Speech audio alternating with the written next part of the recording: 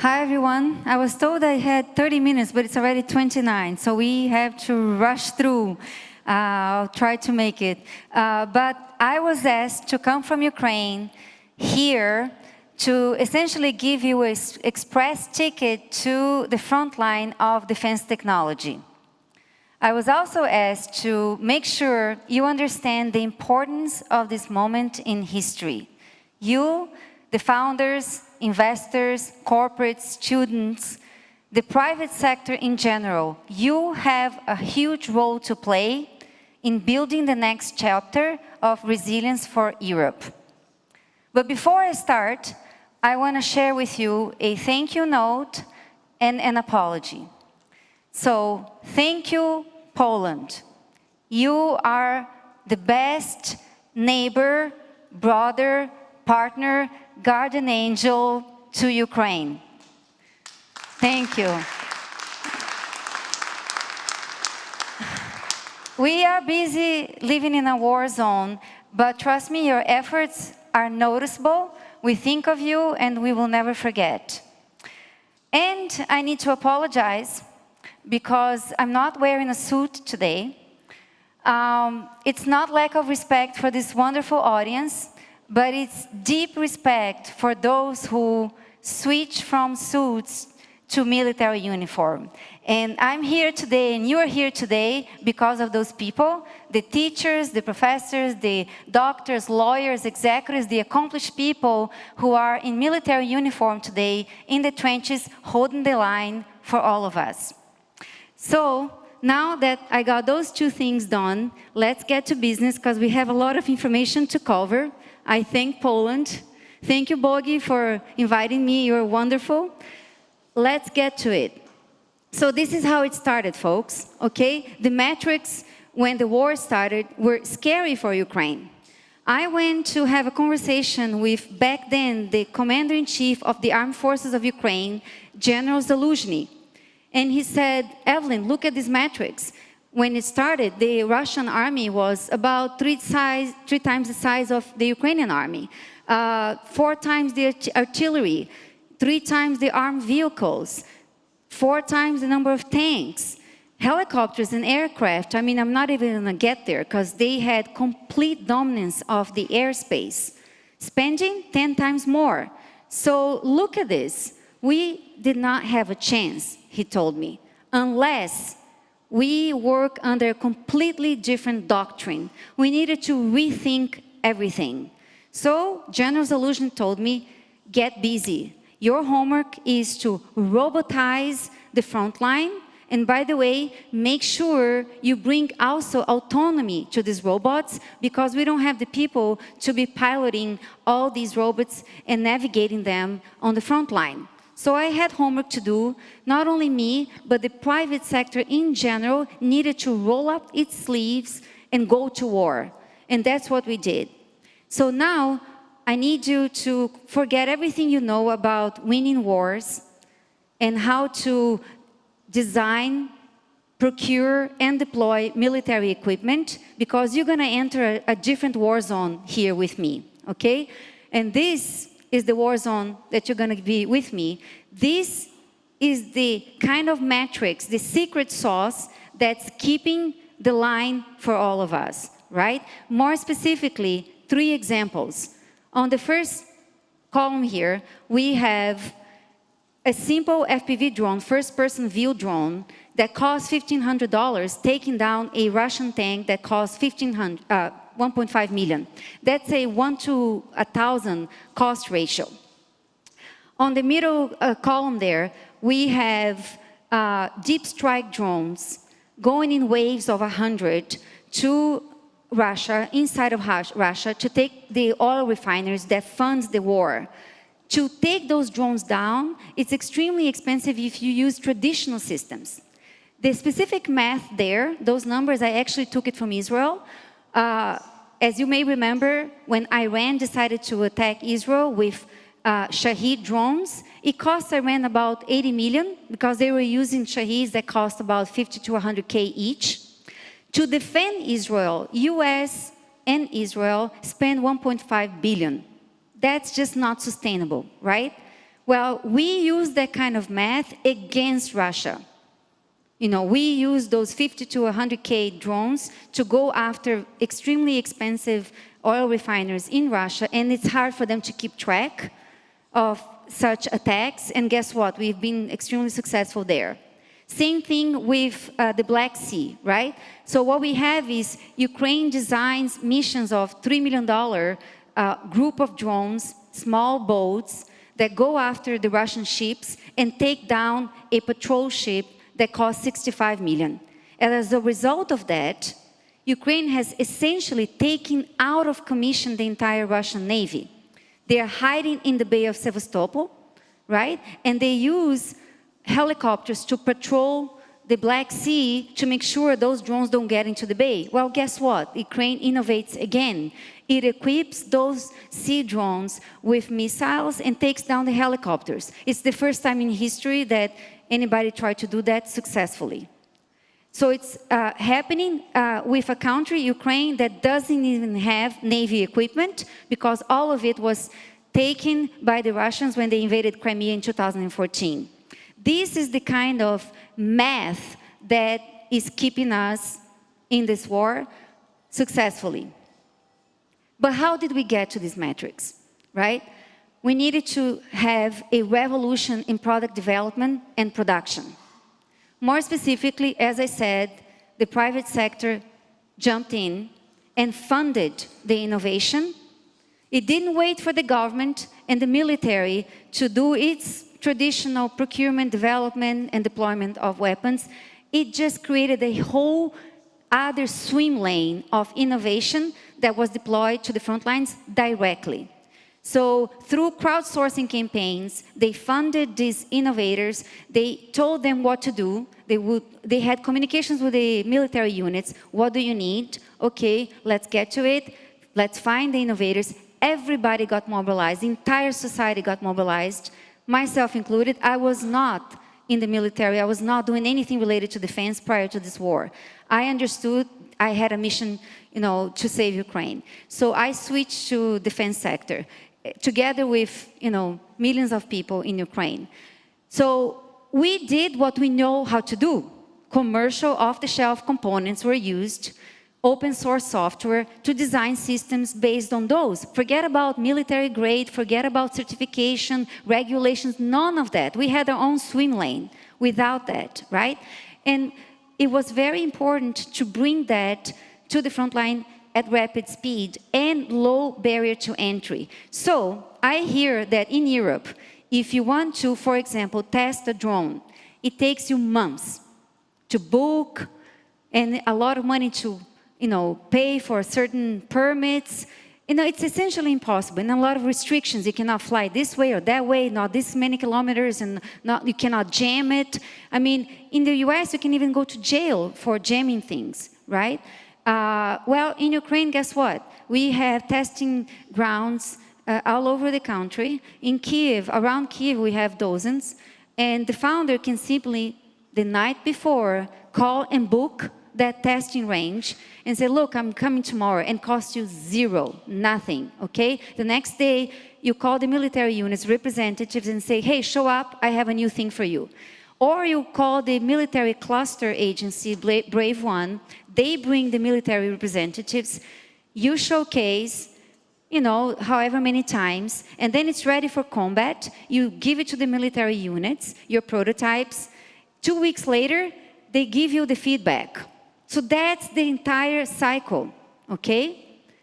And as a result of that, of course, Ukraine went from practically zero production of drones to 150,000 a month. That's about the current production right now. Last year, the government procured about $3 billion in drones. So no other place other than China on earth has this kind of production. And it went from zero, guys. And out of all of this, more than 700 companies were born.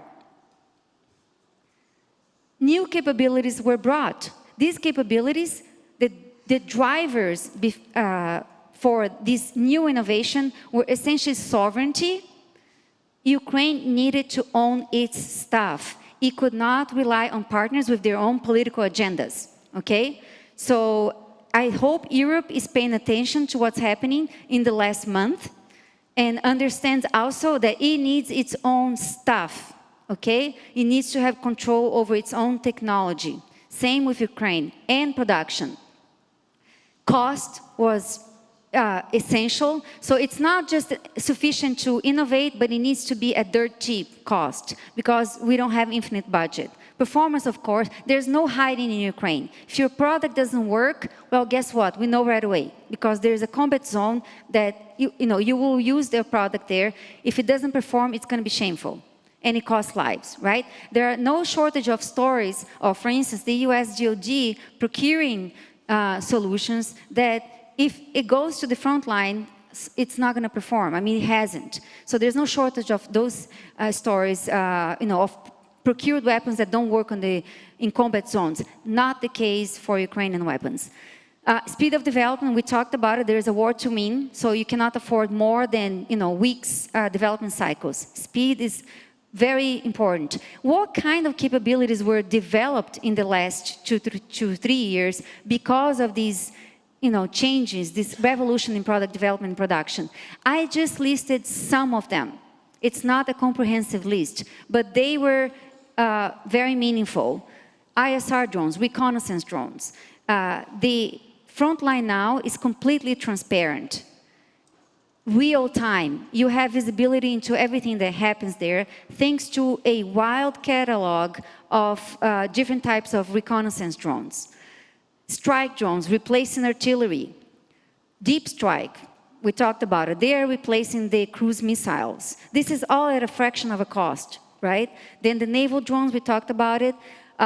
Ground drones. Keep in mind that there is a 10-kilometer death zone from the zero line where nobody can poke their head out of the trenches because there are so many drones flying around, you're going to be killed for sure. So you need the ground drones, the robots, to bring the supplies, to evacuate the wounded and killed. And in some cases for pre-assault missions as well. I don't have time to cover, but there was a very interesting battle not long ago in Kharkiv where there was an entire pre-assault mission with drones exclusively, 50 of them, ground and aerial, that did the job before the actual traditional assault went in. To augment this massive amount of attritable weapons now on the front line, you need to bring autonomy. You don't have the men to pilot all these systems, right? So autonomy is essential and it's the next step. Well, before, I actually wanted to say before, okay. Oh, how do I go back? Okay, yeah, there you go. It's interesting that the recent conversations on ceasefire, Putin actually selected a ceasefire on the Black Sea and infrastructure, right? Well, guess why? Because that's exactly the places where Ukraine is hyper successful, right? So this is the kind of, negotiations that are taking place. But let's move on. One thing that's not talked about it enough is an equivalent revolution on the procurement side. It would not have been possible to create all these technologies and reshape the front line if it wasn't for a similar type of revolution on the procurement side, because that's usually the major pain point for the defense sector, right? And guess what? It all started with charities, not the humanitarian aid charities, but the military charities. There were many of them. And these charities could care less about regulations, processes, and whatever military grade. They just, went to the innovators and they said, look, let's get this thing done. They raised lots of money. Some of them come back alive, almost $500 million, right? They run campaigns. For instance, Pritula Foundation in 3 days raised 15 million to get access to satellites for the army. And they not only funded this innovation, but also they created a whole ecosystem that was equipped to use the innovation. So the charities created schools, drone piloting schools, schools for digitizing the entire force. Tens of thousands of people were trained by the private sector crowdsourced. So they were trained in artillery correction systems, situational awareness systems. All the new tools developed needed to be absorbed by, by people that didn't necessarily have that kind of background. And then the government took notice. The government said, hey, there's something going on here. For the first 2 years of war, practically all drones were funded by the private sector, private individuals, charities, right? The government didn't have much to do with it. We didn't even have a doctrine for drone usage. So the private's like, you know what, it's working. We reshaped the front line, let's get into the game. And they launched an initiative, they launched many initiatives, but one that's worth mentioning is the Army of Drones, which is essentially a government initiative to help these startups navigate the procurement process, the certification and testing, and get to a contract in as fast as 3 months. That's unheard of for the defense sector. So in as little as 3 months, they can get a contract with the Minister of Defense. And the revolution in procurement doesn't stop there. For example, this year, 30% of the defense spending budget is allocated to brigades. So the brigades themselves can buy from startups. Guess what? There are no primes in Ukraine. They don't exist, okay? So the brigades, the government, they're buying from whoever shows performance in the testing ground. So it's not about relationships, it's about results. And the brigades not only can, procure, now they will start procuring from a marketplace that's about to be launched, where they choose the category, drop-down menu, different options from various startups, they can procure directly. It's about to be launched. But they also have a point system. The entire fight is gamified now. What exactly? So every brigade now gets points when they show evidence of taking down Russian enemy assets. So they collect these points, and the more points they collect, the more money they get. It's completely gamified.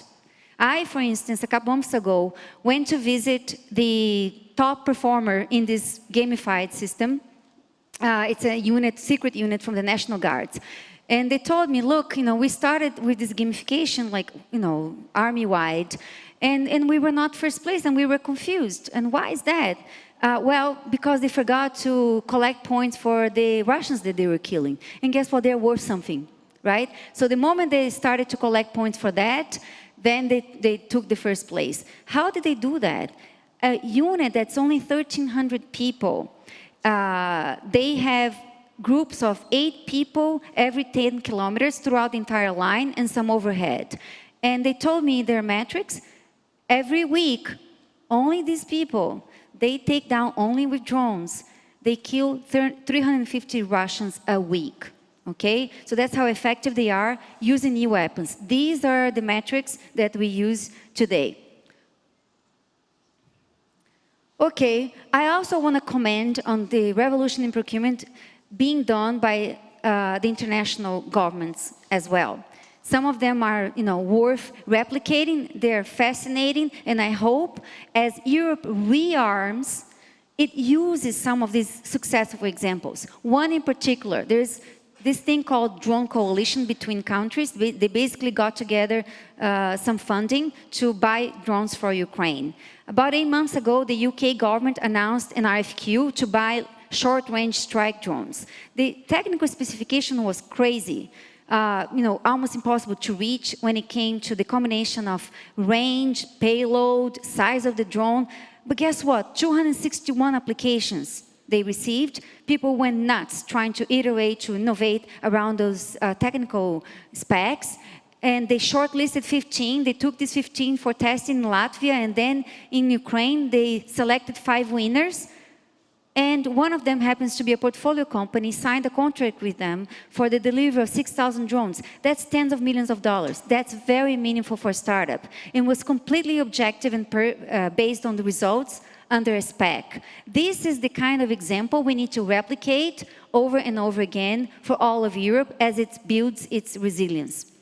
The whole process took about 8 months. They are delivering the first batch of 1,000 drones, March 28th now.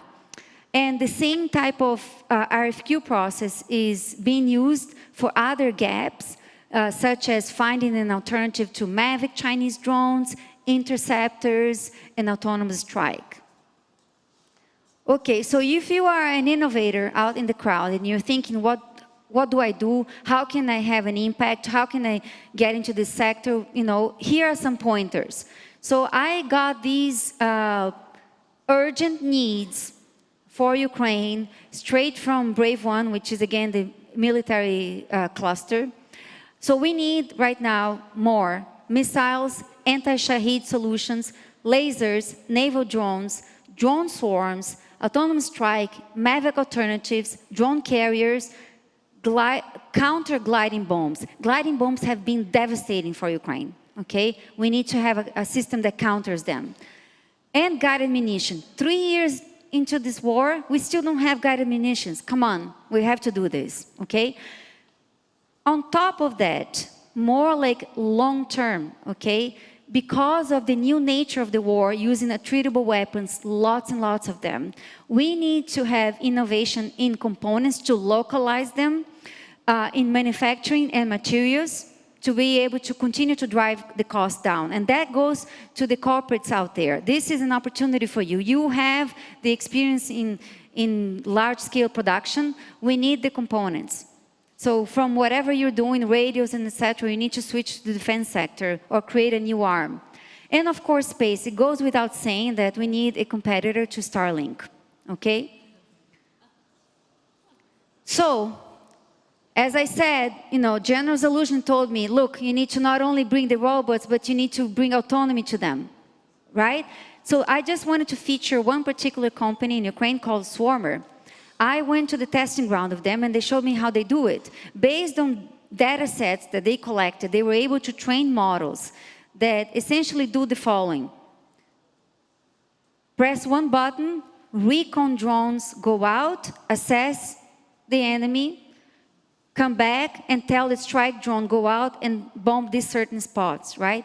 This whole planning and deployment takes 10 minutes, that's it. And one operator can handle multiple drones up to 20.